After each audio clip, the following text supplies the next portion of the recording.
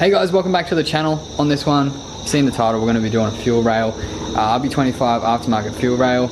And at first I thought this Racework fuel rail wasn't even going to work because it tricked the shit out of me because I was used to a different style. But I'm going to show you all about it in this episode. So if you get the same one, you'll be able to follow this and know how to install it as well. So let's get right into it. Tell me, is it whack up in the air? Rapping scattered off the gear. I can map him, yeah, the ears like a tracker. Get distracted, send him back like in the mail. Not a fraction of them real. Catch him lacking, run the drill. Running through the shit like a motherfucking dage. So this is the RB25 aftermarket fuel rail that I was running, and it has your injectors go into these 6 holes here, and then you have these 2 brackets here, or 3 brackets that are offset, not in line with the holes, that mount onto your also check this out, ready? Damn, I polished this up last night. It came up so freaking good. It's unbelievable. This is actually a legit Gredi plenum that I bought off a guy like years ago, and he didn't even know it was legit. Pretty good freaking deal. So you've got mounting points here, here and here, and that has like a crush washer or a bit of pipe that has a long stud that mounts it there, and it's the correct spacing for your injectors to go in there. I'll show you that in a minute, but that's what I'm used to, this style here. And then I received my Raceworks RB25 fuel rail here off Kudos. Shout out to those weapons. And the mounting points are these holes. There's a small hole right there that's directly in line with the holes for your injectors. And I was like, hang on a second, what the heck's going on here? That's not going to work because it doesn't line up properly. So I was like, shit, that's not going to work. So I ended up just putting this to the side, but Brad was over just the other day, and he has the RB25 S15 with not the same brand rail, but the same style. And I was looking at it, and I should have paid more attention to the little bits that come in the box, because it would have told me exactly how it works. But I just kind of, there's a lot going on. I've got all these fuel fittings and stuff that I've been sorting through. But basically there's these 2 little brackets here. I'll just put it on this white sheet so you can see it. There's these 2 little brackets, and they go onto your rail. So they screw onto here, creating an offset to bring that hole across to here with those little screws. And there's a whole bunch of different sized spaces for different length injectors. So that's really cool. So we're going to be able to mount this episode, and then we can hook up all the fittings onto it. It's black, so it's a bit hard to see, but that's the whole idea. I wanted it to be black because I don't really want to see this that much. So black is for hiding things, so all these are going to get hidden, all the fittings and the lines. I'm trying to be stealth. So you need these are like the seats that the injectors sit into, and then you will need some injectors. These are the injectors that were in the RB25 before. They're 1000cc Bosch injectors. For everyone that was asking what size I'm running, these are the go, mate. 1000cc. They're perfect for they're perfect injectors for being able to run on the street as well. Like, they're not crazy. Like, the bigger injector you go, the idle will change, but then again, with the ECU technology now, I should be able to control that anyway, so not sure if that's quite an accurate thing to say.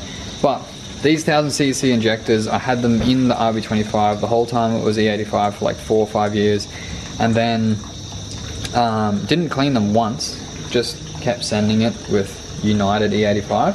And then when I took them out, I was like, oh, I should probably get them flow tested and cleaned before I put them in the engine again to run on the 32. I did that, and he said they were pretty much sweet, so I didn't even need to do that. But now it's peace of mind. I know the injectors are clean, 100% ready to go. But that's like pretty cool, because a lot of people talk about E85 injectors and E85 setups in general, filters and whatnot, of them getting clogged all the time. which I have heard and I have seen. I just haven't run into it myself, which is, I think I'm just lucky with that. I don't know. Let me know in the comments if you have E85 stories to tell.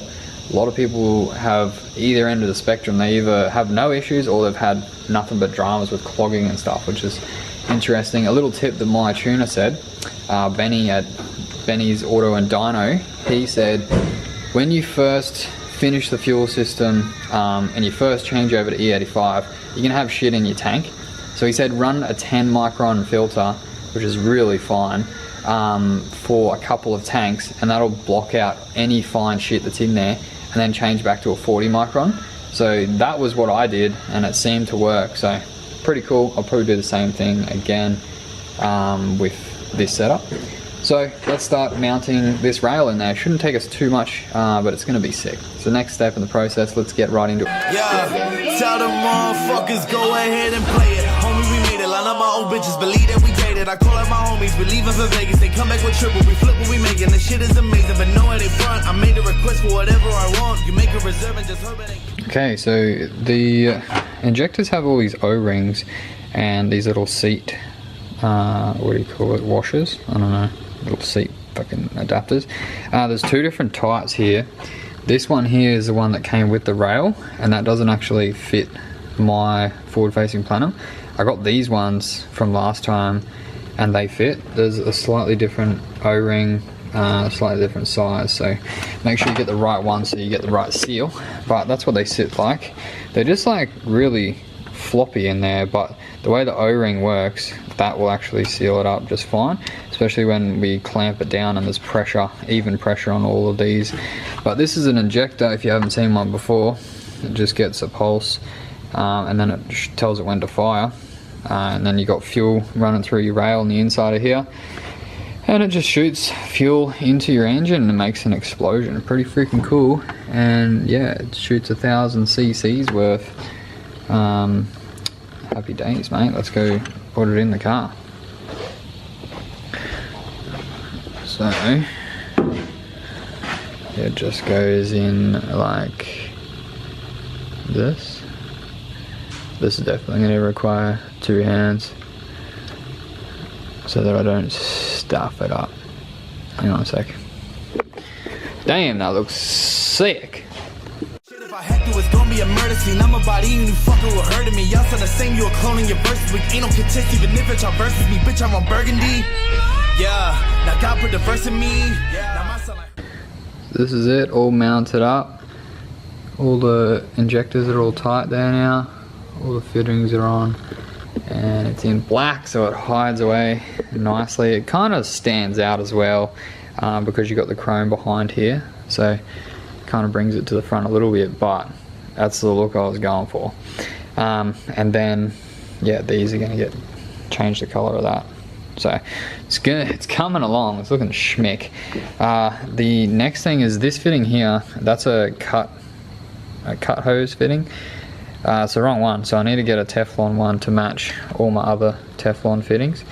So I need to swap this one for the Teflon one, and then I can mount my fuel pressure regulator onto the shut tower here and make it line up with that there, because the angle is going to be pretty hectic. So I need to get the exact hose on there before I cut the length of the hose to make it fit, and I need to have this mounted in the exact right spot. So that's going to be a fun one, but man, it's looking freaking schmick, hey. Woo! Another thing ticked off the list. Looks so good. Now we got all the fuel ready to go. Just got to hook up the lines to it now. So many things. One of the other things I'm mucking around with at the moment is the oil cooler. So I normally mount it just in the bottom section here. That's where I like to mount them, but Xavier's cooler pipe is so freaking sick that I don't want to like cover that, because you can't see it. There's like a window in the bumper bar and you can see that piping. I do not want to cover it, so I'm going to mount the oil cooler just in here, and I'm probably going to get a different radiator because the other one sits way too high. So if anyone's got an R32 radiator, let me know. And then also I could cut these down and cut this bit of steel off there, so the radiator sits a bit lower, but even then that one's still going to be too high. But yeah, when the fan's here, it's going to pull air through all the way from the front, through the intercooler, through the oil cooler, and then through the radiator, so should be fine. That's where most people mount them anyway, and it's protected as well. It kind of makes more sense putting it there, because if you're tandeming, you're pretty much going to have a collision at this section or that section. Rest in peace tail lights that are now like stupid expensive. And if you had your oil cooler there and you hit it, you might bust the lines and shit and lose your oil. And you don't want that, so at least here it's a lot more protected. It's nice and neat. The lines go up under there and back through here, and they'll go to the relocation kit. Yeah, it looks pretty snazzy under there. That's about it. I'm going to keep plugging away at mounting the fuel pressure regulator, and because that's going to take a long time. I'm not even going to bother filming it. But if you liked the episode, hit the like button, drop a comment below, maybe on what fuel rail you're running, and yeah, hopefully if you watch this to see how it goes together, hopefully that helped you out. I'm using dash 6. Yeah, so I'm running my fuel system. I'm running dash 8 from the surge tank, or from the pumps at the back, and running dash 8 up to the front, and then using a Y join and splitting it into 2 dash 6s, and the 2 dash 6s go to each end of the rail. And then it comes back return through a dash 8 fitting into the fuel pressure regulator, and then back to the surge tank. So that's the way I'm doing it. There's about 6 different ways you can route your fuel lines to the rail. It just depends on how you want to do it. I find this way looks the neatest, and like for the most out of it for still looking good. So yeah, that's basically why I do it. But hope you enjoyed. If you did, hit the like button, drop a comment below, subscribe to the channel. See you guys on the next episode. Plenty more coming, plenty more coming. Back on my bullshit, pull up, big bang, that two-step. Never another motherfucker that can do this. All the people gotta say it is proven. And if it's fun, I beat go stupid. I hit that beat, no boosted. Like living a dream, no lucid. Bitch flow too hot, need cooling. Your team, they fake illusion. Pulling up like a dummy boy, stupid. Stacking that cash concluded. Y'all cannot move.